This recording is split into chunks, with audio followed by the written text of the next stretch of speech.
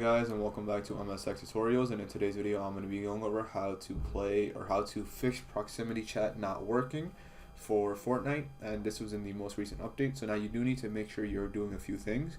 One of those things is that you need to make sure you are only playing in the Delulu lobby. If you're not in this game mode and you're, let's just say, in ranked reload or OG, it's not going to work. It only works in Delulu because it's a limited time game mode.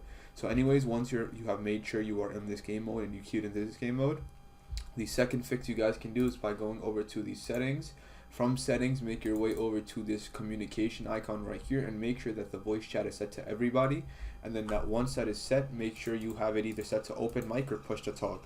Once you have also done these things, you guys should be good to go. And the final thing that you guys can do to make sure is that click on your icon right here and go over to the game channel or the channel. And what you want to do is, once you're in a game, you want to make sure you're not in the party channel, but you want to make sure you are in the game channel, because if you're not in the game channel, then you won't be able to hear anybody.